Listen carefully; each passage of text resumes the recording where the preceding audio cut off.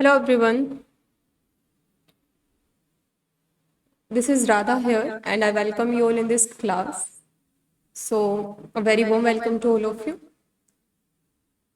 इस लेक्चर में हम लोग ये डिस्कस करेंगे, जैसे मोस्ट ऑफ बच्चों का मेरे पास में ये क्वेरी आ रहा था कि मैम किस तरीके से हम लोग सेल्फ स्टडी करें बिना कोचिंग के, किस तरीके से हम लोग CSIR नेट को क्वालिफाई कर सकते हैं। एक बार उसके ऊपर एक वीडियो बना दीजिए।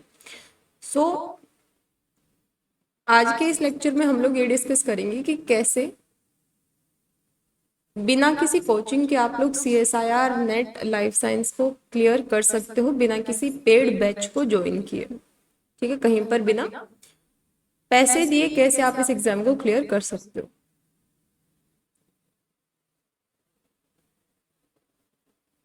देखिए, पहली चीज तो ये है, चाहे आप कोचिंग ले रहे हो या फिर नहीं ले रहे हो, eight the end what matter is self study तो आपने करनी ही करनी है। ठीक है, जब आप कोचिंग लेते हो वहां पर केवल एक बेनिफिट आपको ये हो जाता है कि आपको एक नोट्स मिल जाते हैं आपको। ठीक है, एक प्रॉपर आपको नोट्स मिल जाते हैं, आपको नोट्स के लिए एक्स्ट्रा मेहनत नहीं करनी पड़ती और कंसेप्ट आपको समझा दिया जाता है। तो अगर आपके पास में प्रॉपर नोट्स है, कंसेप्ट अगर आपको नहीं समझ आता, यूट्यूब करो। यूट्यूब पे किसी भी कंसेप्ट को आप लोग सर्च करोगे तो वहां पर आपको बहुत सारे वीडियोस जो है अवेलेबल हो जाएंगे। किसी एक वीडियो को आप देख सकते हो एक पर्टिकुलर कंसेप्ट को समझने के लिए। तो पहले थोड़ा सा डिस्कस कर लेते हैं इसके बारे में कि कैसे हम लोग CSIR नेट को बिना कोचिंग के कैसे क्रैक कर सकते हैं। तो पहली बात तो CSIR नेट का एग्जाम होता क्यों है, CSIR नेट का एग्जाम देने का बेनिफिट क्या होता है और कौन इस एग्जाम को अटेम्प्ट करता है। मेनली जो स्टूडेंट असिस्टेंट प्रोफेसर बनना चाहते हैं या फिर PhD करना चाहते हैं तो वो बेसिकली इस एग्जाम को देते हैं, इस एग्जाम के लिए अपेयर करते हैं। ठीक है, नेशनल लेवल का एग्जाम है, लेकिन it is not as much hard जितना कि आप लोग इसको समझते हो। हार्ड नहीं है करना, अगर इतना ही मुश्किल होता करना तो इतने बच्चे नहीं क्लियर करते। राइट, इजी है, बस थोड़ा सा कंसिस्टेंट रहना है और एक फोकस से आपको बस पढ़ाई करनी है। ठीक है, it is not as much tough जितना कि आप लोग समझते हो। ठीक है, टफ नहीं है, ये नहीं बोलूंगी कि इजी है, बट टफ भी नहीं है इतना। As a result most aspirant student who want to get job with high pay through CSIR net need to prepare for the exam with great dedication। यानी कि जो भी बच्चों को असिस्टेंट प्रोफेसर या टीचिंग फील्ड में जाना है, PhD करना है, तो वो बच्चे इस एग्जाम के लिए अपेयर करते हैं, CSIR नेट एग्जाम के लिए अपेयर करते हैं। जनरली कुछ स्टूडेंट ऐसे होते हैं जो कि CSIR एग्जाम के लिए कोचिंग प्रेफर करते हैं। कुछ ऐसे स्टूडेंट होते हैं जो कि इतना हैवी ट्यूशन फीस 15,000 30,000 इतना पे नहीं कर सकते, तो वो सेल्फ स्टडी को प्रेफर करते हैं। ठीक है, और जिनको लगता है कि हम खुद से बिल्कुल नहीं कर सकते, 1% भी नहीं कर सकते, और जिनके पास में अफोर्डेबल है, उनके पास मनी अफोर्ड कर सकते हैं, जो उनके पास में उतनी ट्यूशन फीस वो दे सकते हैं, तो वो कोचिंग की तरफ जाते हैं। ठीक है, लेकिन कुछ ऐसे बच्चे होते हैं जो कि इतना भारी अमाउंट नहीं दे सकते, क्योंकि आफ्टर MSc जनरली बच्चा यही सोचता है कि घर वालों से क्या ही लेना पैसे, है ना। जनरली जब इस एज में होते हैं बच्चे, MSc कर चुके होते हैं, तो वो यही सोचता है कि घर वालों से क्या ही पैसे लेना, सेल्फ स्टडी से करते हैं ना, वो एक माइंड में एक थॉट आ जाता है ऑटोमेटिकली। तो कुछ बच्चे नहीं कंफर्टेबल होते कि हम लोग वो ट्यूशन फीस दें 15,000 30,000, तो वो सेल्फ स्टडी के लिए जाते हैं। अब क्वेश्चन ये आता है कि क्या CSIR एग्जाम को सेल्फ स्टडी से क्लियर कर सकते हैं? तो बिल्कुल कर सकते हैं। अगर कोई बच्चा कोचिंग ले रहा है, इट डजंट मीन कि उसका एग्जाम क्लियर हो ही जाएगा। कोचिंग, कोई भी कोचिंग इंस्टीट्यूट आपको गारंटी नहीं देता कि आपका एग्जाम क्लियर हो जाएगा, या फिर सेल्फ स्टडी आपको गारंटी नहीं देता कि आपका एग्जाम क्लियर नहीं होगा। तो ऐसा नहीं है कि कोचिंग ली आपने तो ही आपका एग्जाम होगा, या फिर आपने सेल्फ स्टडी किया तो आपका एग्जाम नहीं होगा। सोलली सारी चीजें आके अटक यहां जाती हैं कि बच्चा कितना फोकस्ड है, कितना प्रोडक्टिविटी के साथ में वो अपनी तैयारी कर रहा है, ठीक है। तो प्रोडक्टिविटी मैटर करती है एट द एंड। जनरली जैसे कई बार ऐसा होता है कि कोई बोलते हैं कि मैंने फलाना फलाना जगह से मैंने कोचिंग ली है, नहीं क्लियर हुआ, तो इसमें मिस्टेक कोचिंग या इंस्टीट्यूट की नहीं होती, एट द एंड मिस्टेक आ जाती है कि बच्चे ने कहीं ना कहीं लैक किया है ना। कई बार ऐसा होता है कोई बच्चा सेल्फ स्टडी से क्लियर कर लेता, बहुत अच्छा रैंक लेके आ जाता है, तो इसका मतलब ये है कि वो बच्चा बिल्कुल फोकस्ड है ना। तो कोई भी कोचिंग इंस्टीट्यूट आपको ये गारंटी नहीं देता कि हम आपका एग्जाम क्लियर करवा देंगे, क्योंकि जो आपको कोचिंग दे रहे हैं वो भी एग्जाम पेपर सेट नहीं करते, वो आपको केवल एक गाइडेंस दे सकते हैं, ठीक है। और अगर आप सेल्फ स्टडी कर रहे हो तो वो गाइडेंस आप कहीं और से ले सकते हो। आपके आसपास अगर कोई ऐसा इंसान है जिसने इस एग्जाम को क्लियर किया है, उससे आप गाइडेंस ले सकते हो, ठीक है। कोई आपका कलीग हो, कोई आपका सीनियर हो, आपका टीचर हो जिसने इस एग्जाम को क्लियर किया है, तो आप उससे गाइडेंस ले सकते हो कि कैसे इस एग्जाम के लिए प्रिपरेशन की जाए। क्लियर है? तो ये तो डिफरेंस हुआ, कोचिंग से ही क्या क्लियर होगा, क्या सेल्फ स्टडी से क्लियर नहीं होगा, तो ये केवल एक मिथ है। कोचिंग से भी वही बच्चे क्लियर करते हैं जो कि मेहनत करते हैं, और सेल्फ स्टडी से भी वही बच्चे क्लियर करते हैं जो कि मेहनत करते हैं। जो मेहनत नहीं करते, कहीं ना कहीं कुछ कमी रहती है, वही बच्चों का नहीं हो पाता है ना। तो ये तो एक मिथ है कि कोचिंग वालों का क्लियर होगा, सेल्फ स्टडी करने से क्लियर नहीं होगा, it just a myth. So how to prepare for this exam? First one is gaining clarity of concept. सबसे पहले तो आपको क्या करना है, सबसे पहले तो आपको सिलेबस देखना है आपका। जैसे ही आप गूगल करोगे CSIR net life science syllabus, इतना बस आपको सर्च करना है, CSIR net life science syllabus, तो आपके सामने सिलेबस आ जाएगा। जैसे कि मैं आपको दिखाती हूँ,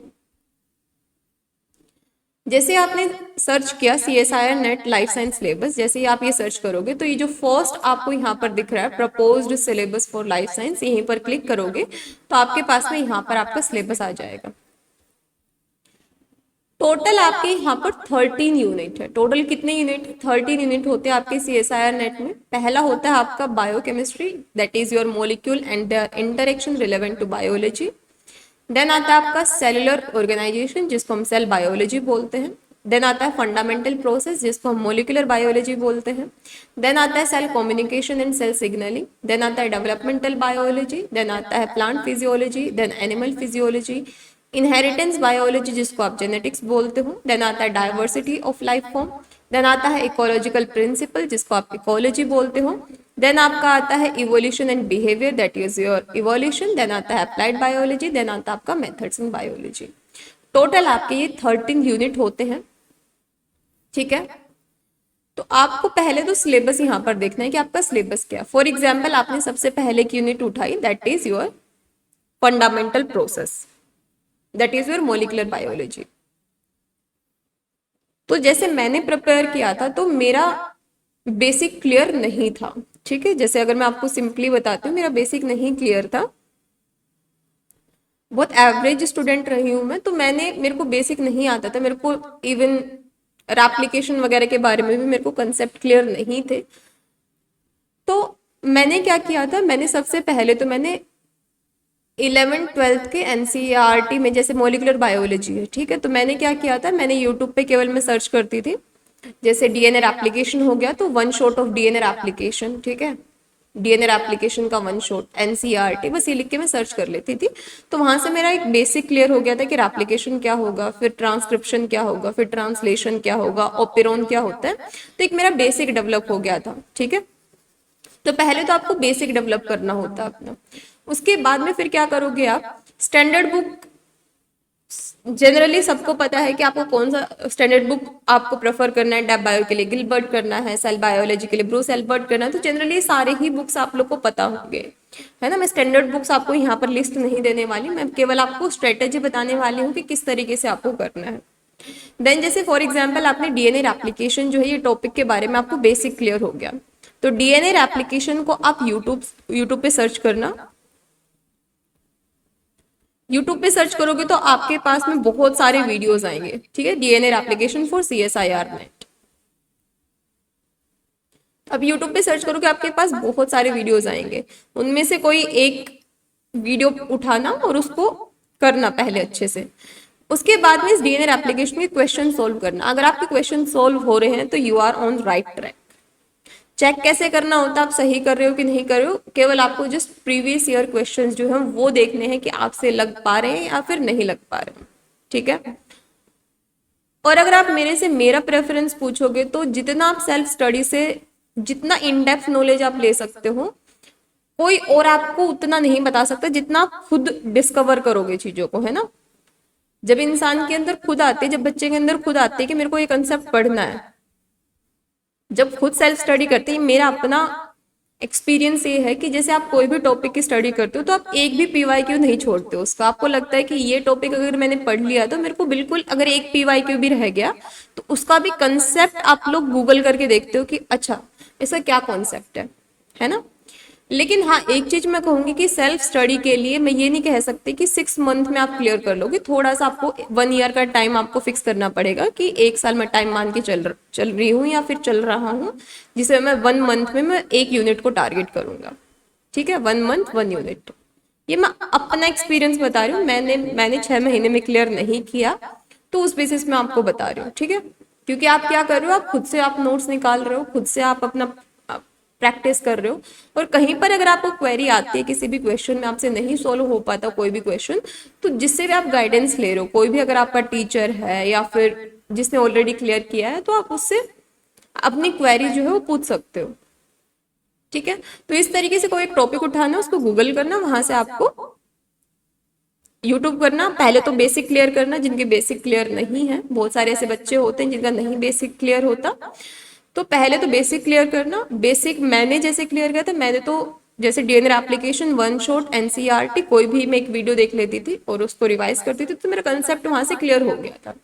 बेसिकली रटना नहीं है चीजों को, कुछ ऐसी चीजें जो आपको रटनी पड़ेंगी, लेकिन ज्यादा फोकस करना है कि जो समझने वाले टॉपिक उनको समझो आप, है ना। क्योंकि पार्ट सी के क्वेश्चंस जो हैं, पार्ट बी के तो आप रट के कर लोगे, पार्ट सी में तो आपकी अंडरस्टैंडिंग चेक की जाती है, एनालाइजिंग पावर आपकी चेक की जाती है कि कितना आप लोग सोल्व कर पा रहे हो चीजों को, ठीक है। तो इस तरीके से एप्लीकेशन, ट्रांसक्रिप्शन, ट्रांसलेशन, ये सारे टॉपिक्स जो हैं आप इस तरीके से कवर कर सकते हो।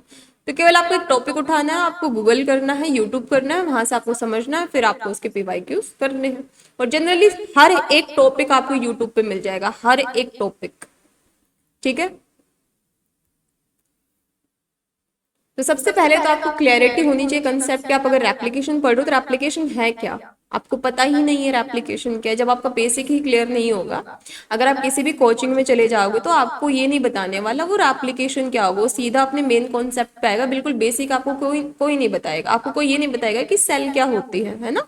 तो बेसिक तो आपके क्लियर आपको खुद ही करने हैं अगर आप कोचिंग में भी जाते हो तो चाहे आप कोचिंग कर लो चाहे कुछ भी कर लो, सेल्फ स्टडी ही at the end what matter is self study. आप कितना अपने ऊपर काम करते हो, ठीक है। क्योंकि अगर आप किसी कोचिंग में भी जाते हो तो वहां पर एक टीचर होता है और वो टीचर यहाँ पर पढ़ा रहा होता है 2 से 3 हजार बच्चों को, तो वो तो केवल आपको यहाँ पर कॉन्सेप्ट डिलीवर करके चला जाएगा। अब हर एक बच्चा उस कॉन्सेप्ट को कैसे तो गेन कर रहा है, उसके ऊपर फिर कितना, उसके बाद वो कितना काम कर रहा है अपने ऊपर, तो हर एक स्टूडेंट को अपने ऊपर काम करना है। बाहर वाला उसको कोई भी एग्जाम क्लियर नहीं करवा सकता है, चाहे आप कितने भी अच्छे फैकल्टी से पढ़ लो, जब तक आप खुद के ऊपर वर्क नहीं करोगे, चाहे कोई छोटा एग्जाम हो गया, बड़े लेवल का एग्जाम हो गया, कोई भी एग्जाम आप नहीं क्लियर कर सकते।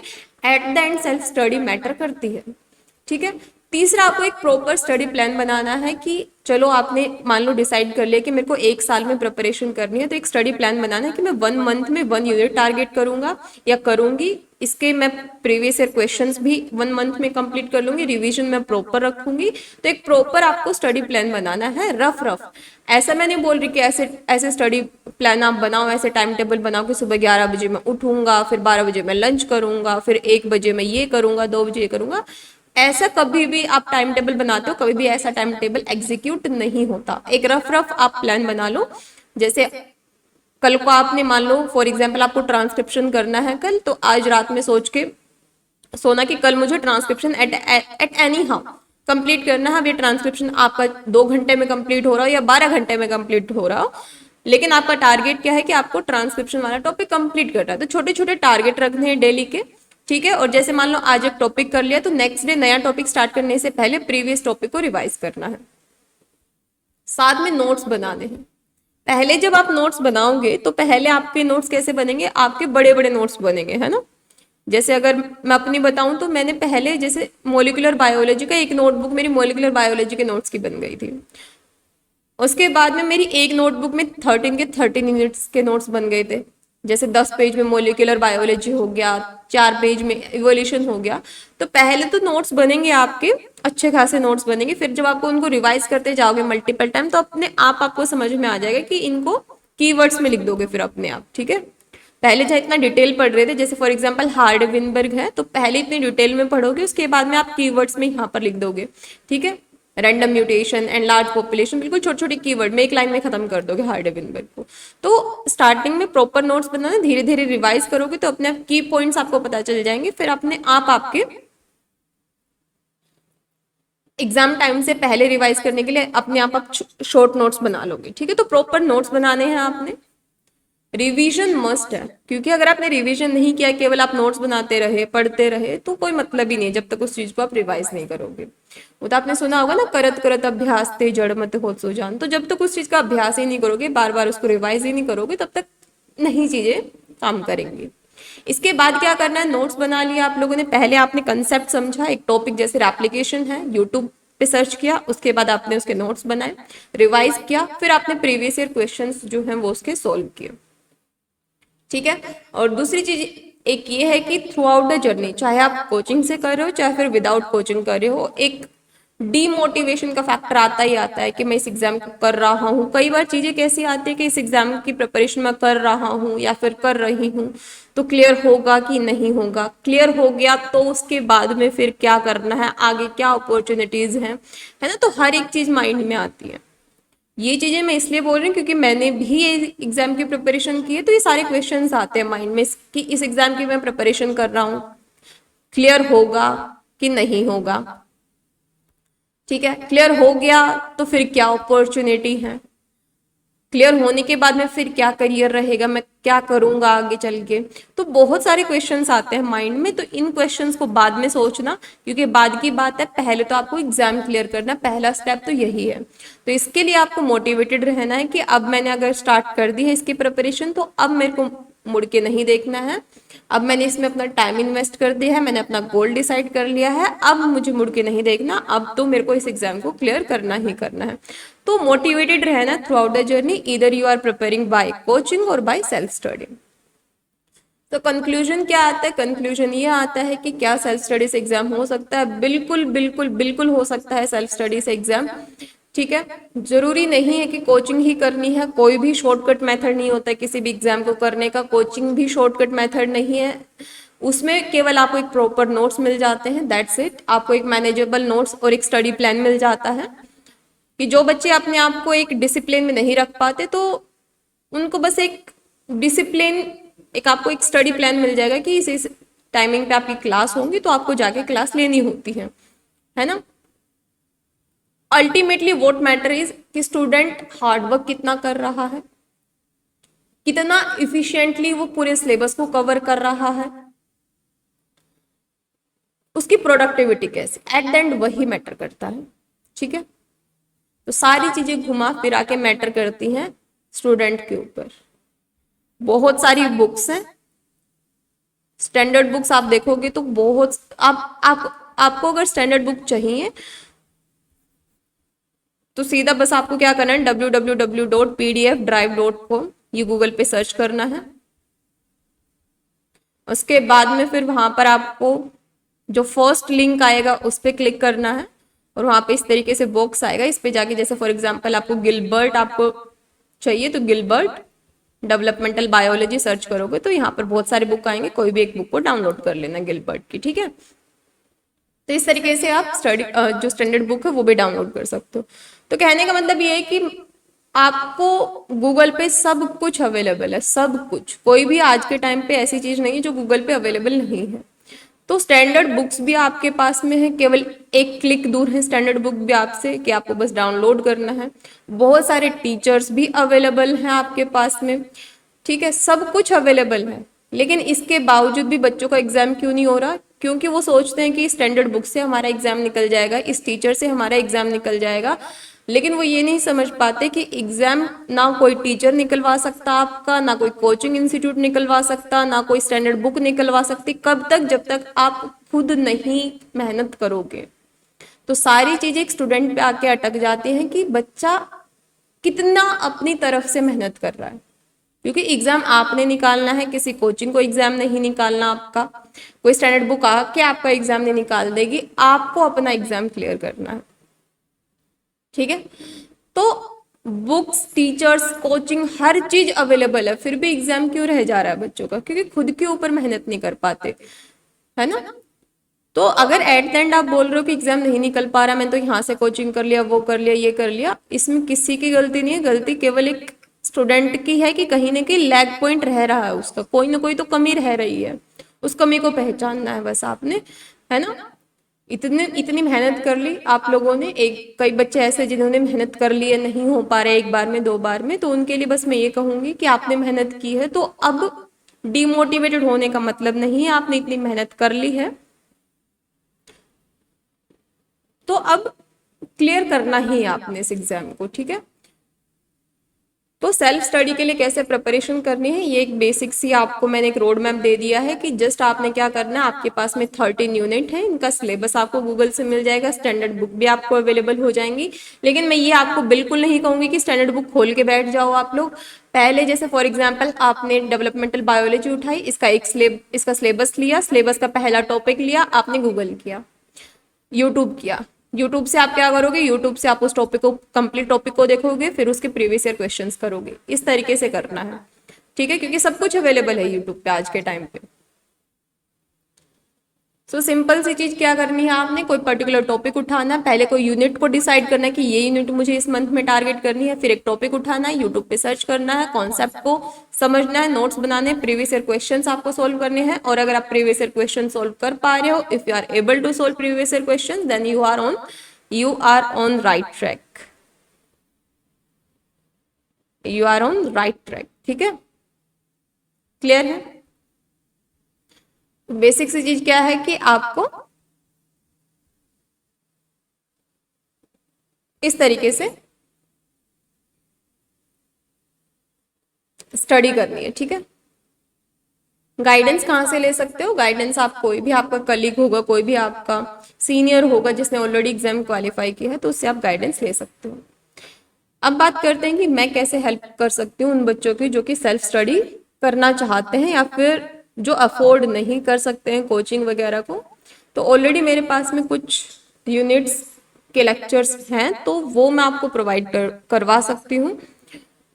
तो यहाँ पर मैंने टाइम टेबल आप लोग के लिए प्रोवाइड करवा दिया है कि Monday, Tuesday, Wednesday, Thursday, Friday, Saturday को, कल से ही, आज मंडे है तो आज का दिन तो गया, कल से ही ये टाइम टेबल है। सबसे पहले ये रफली मैंने टाइम टेबल आप लोग के लिए बना के यहाँ पर रख दिया है कि मैं 11 AM पे 11 बजे में 11:15 इतने तक मैं प्लांट फिजियोलॉजी का मैं लेक्चर जो है वो अपलोड कर दिया करूंगी। मैं 100% तो नहीं कह रही, मैं 95% आपका सिलेबस कवर हो जाएगा, 95%, क्योंकि 5% तो अनसर्टन होता ही है चीजें एग्जाम में क्वेश्चंस। तो 95% आपका सिलेबस जो है वो कंप्लीट हो जाएगा। तो प्लांट फिजियोलॉजी जो है इसका मैं लेक्चर जो है 11 बजे अपलोड कर दिया करूंगी मैं। उसके बाद लेक्चर देखना, 1 से 1.5 घंटे का लेक्चर होगा, लंच करना, उसके बाद नोट्स वगैरह बनाना उस लेक्चर के, उनको रिवाइज करना। उसके बाद फिर मैं शाम के टाइम पर मैं मोलिकुलर बायोलॉजी का लेक्चर जो है वो अपलोड कर दिया करूंगी आप लोग के लिए। ठीक है? सो मोलिकुलर बायोलॉजी का जो लेक्चर है वो मैं शाम के टाइम पर 4 बजे, 4:15 बजे के आसपास मैं अपलोड कर दिया करूंगी। 1 से 1.5 घंटे का वो लेक्चर होगा, उस लेक्चर को देखना है, उसके नोट्स बनाने हैं। उसके बाद में जो आपने पूरे दिन में पढ़ा है उसके नोट्स बनाने हैं, रिवाइज करना है। और नेक्स्ट डे नेक्स्ट लेक्चर को देखने से पहले आपको जो प्रीवियस लेक्चर है उनको रिवाइज करना है। संडे को आपकी मेथड्स इन बायोलॉजी की क्लास हुआ करेगी। बाकी Monday, Tuesday, Wednesday, Thursday, Friday, Saturday आपके प्लांट फिजियोलॉजी और मोलिकुलर बायोलॉजी चलेगा। ये आपका अगस्त का टाइम टेबल रहेगा यूट्यूब पे। ठीक है? आपका मेथड्स इन बायोलॉजी का जो लेक्चर है वो केवल संडे को हुआ करेगा। बाकी के जो दिन है वो आपके आया करेगा प्लांट फिजियोलॉजी और मोलिकुलर बायोलॉजी का लेक्चर। ठीक है? तो ये आपका स्केड्यूल रहेगा। और जिन बच्चों ने मुझसे पहले पढ़ा है उनके लिए तो ये प्लांट फिजियोलॉजी मोलिकुलर बायोलॉजी उन्होंने कर रखा होगा, उनके लिए मेथड्स इन बायोलॉजी जो है ये लेक्चर आया करेगा। अप्रोक्स मेथड्स इन बायोलॉजी के अप्रोक्स आप मान के चलो कि मैम 25 to 30 लेक्चर्स में मैं करवा दूंगी, 30 लेक्चर तो लग ही जाएंगे। तो एग्जाम से पहले मैं आपकी करवा दूंगी मेथड्स इन बायोलॉजी और अप्लाइड बायोलॉजी। तो ये आपका टाइम टेबल रहेगा फ्रॉम माई साइड। और एक और चीज है कि जिस तरीके से एक लेक्चर को प्रिपेयर करने में मेहनत लगती है, तो उस तरीके से जब रिस्पॉन्स नहीं आता तो कहीं ना कहीं मुझे डिमोटिवेट हो जाता है कि इतना मेहनत करना ही क्यों जब रिस्पॉन्स ही नहीं आ रहा है ना। वो एक चीज हो जाती है, क्योंकि इन सब चीजों में मेरा एट द एंड बेनिफिट क्या होता है, इतना मेहनत करने का कोई मेरा अदर बेनिफिट नहीं, केवल एक बेनिफिट है कि किसी एक बच्चे का क्लियर हो जाए एग्जाम, है ना। दैट इज द थिंग जो मेरे को चाहिए कि चलो कहीं ना कहीं ये हो कि किसी बच्चे की हेल्प हो गई है मेरे थ्रू। ठीक है, सो दैट्स इट। तो मैं आप लोग की ये जो गाइडेंस वाली चीज है इसमें मैं आपकी हेल्प कर सकती हूँ। और दूसरी, आपको यूट्यूब पे टॉपिक ना सर्च करने पड़े, क्योंकि आपको कई बार ऐसा होता है कि एक सीक्वेंस में आपको टॉपिक्स नहीं मिलते हैं, एक पर्टिकुलर यूनिट के कहीं पर भी आपको पूरी की पूरी यूनिट नहीं मिल जाएगी कि आप बिल्कुल अश्योर हो जाओ कि ओके इसके अलावा मैं नहीं करना कुछ भी। तो उसके लिए मैं आपको यहाँ पर इतनी हेल्प करवा सकती हूँ मैं आपको कि मैं आपको मोलिकुलर बायोलॉजी प्लांट फिजियोलॉजी का मैं 90 to 95% आपको सिलेबस मैं यूट्यूब पे प्रोवाइड करवा दूंगी। अगस्त के मंथ का ये टाइम टेबल है जिसमें से आपके मेथड्स इन बायोलॉजी के 3 से 4 या 4 से 5 लेक्चर रहेंगे, क्लोनिंग जिसमें मैं कंप्लीट करवा दूंगी इस मंथ में। तो ये आपका शेड्यूल रहेगा। So thank you so much everyone, मिलते हैं नेक्स्ट लेक्चर में, तब तक के लिए हैव अ ग्रेट लर्निंग।